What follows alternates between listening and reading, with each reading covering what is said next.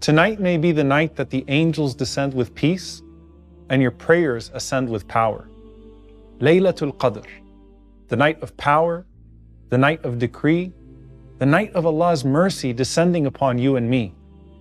It's the night that is greater than 1,000 months, an entire lifetime. And if the deceased wished they could have one more minute to pray a quick 2 rak'ahs on an ordinary day, how much more do they wish they could have another shot at Laylatul Qadr? But you're still here, and many of them are depending on your du'as for them. But what does it look like on the other side of that barrier?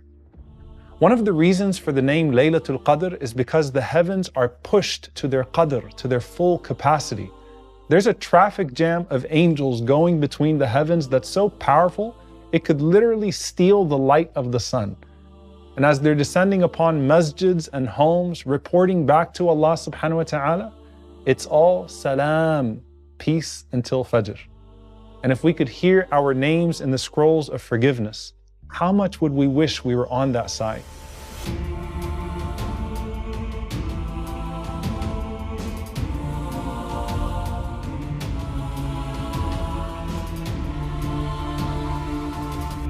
Yahya bin Mu'adh rahimahullah said, Ya ghaful, ya jahul, O heedless one, O ignorant one, لو سمعت صرير الأقلام في اللوح المحفوظ وهي تكتب اسمك عند ذكرك لمولاك لمت شوقا إلى مولاك. If you could hear the sound of the pens in the preserved tablet writing down your name every time you remember your master, you would die from longing to meet your master. May Allah grant us the gift of seeing it written down when we get there and meeting him while he's pleased with us. Imagine how many people that strove in the past are now looking at a Laylatul Qadr from their graves from over 1,000 years ago, and it still makes them smile.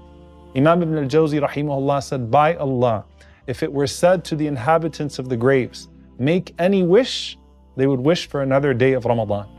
If that's the case, how much more do you think they wish for the last 10 nights? But that's their past observances of Laylatul Qadr. How about now? Do the people in the graves even know when it's Laylatul Qadr? Now we already know there's a concept of time in the Barzakh. As Allah subhanahu wa ta'ala says in the Quran when referring to the punishment of Fir'aun, they are exposed to the fire morning and evening.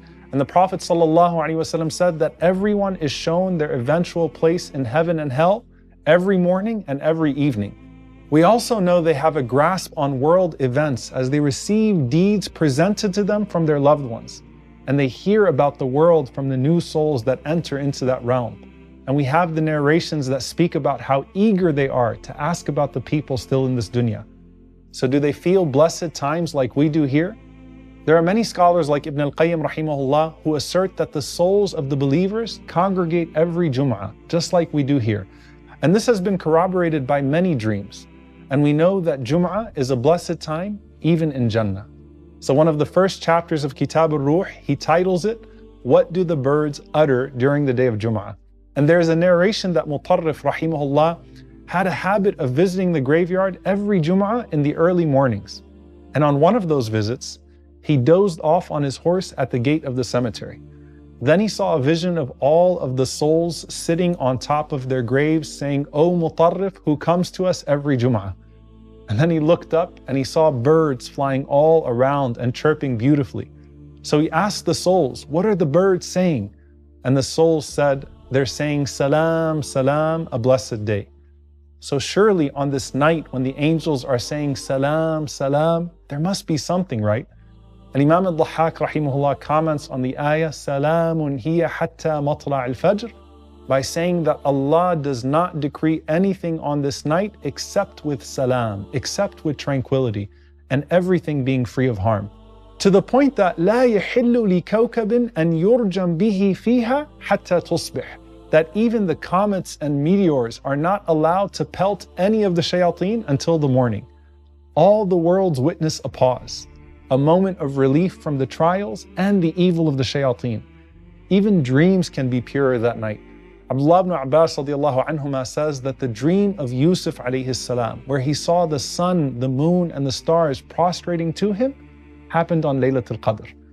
So in the other realms, this has to be a night of blessing and relief, even if in ways we can't possibly grasp. The Prophet ﷺ said that when Ramadan comes, the gates of hellfire are shut and the gates of paradise are flung open. What does that mean for those who are already living in chambers of hell or gardens of Jannah, or for those who have a window to the other destination? We would hope that more souls are moved over to salvation that night. And it might be that our salvation becomes made apparent that night as well.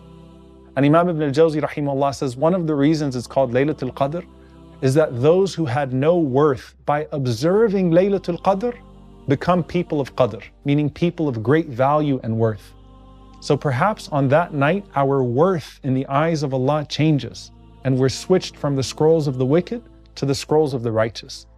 And in that process, everything else that we do becomes so much more consequential, especially our du'as.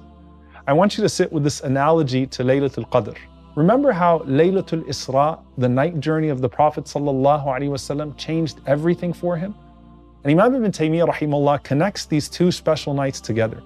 He says the night of Isra is superior with respect to the Prophet ﷺ because of what he saw and received that night, while the night of Qadr is superior for the Ummah for what they received that night.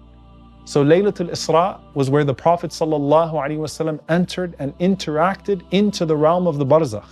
From being with the prophets in Al-Aqsa, to being with the highest angels, to witnessing the very scenes of reward and punishment we talk about today, then getting to speak to Allah the Most High. What a night of access it was for our Prophet ﷺ. But Laylatul Qadr is the Ummah's Laylatul Isra, where we get to undertake a night journey to Allah, where we recite the words of Allah all night, and we have the angels all around us elevating our deeds to the throne. And just like the Prophet ﷺ interceded on behalf of all whom he loves on that night of Al-Isra, we intercede on behalf of all of our loved ones, dead or alive, on the night of Laylatul Qadr. Remember that father who told his son, "Don't stop sending your gifts to us in the form of dua"? He specifically said, "Oh my son, ask Allah to grant us al-afwa wal-ghufran, His pardon and His forgiveness." So when you're asking Allah, Allahumma innaka afuwwun tuhibbul afwa fa'fu Oh Allah, you are the pardoner. You love to pardon, so pardon us. Make sure you're including them in that us part as well. And if this world is a stage and we're all performing in front of the unseen for unseen rewards of our own, Laylatul Qadr is the greatest night of them all.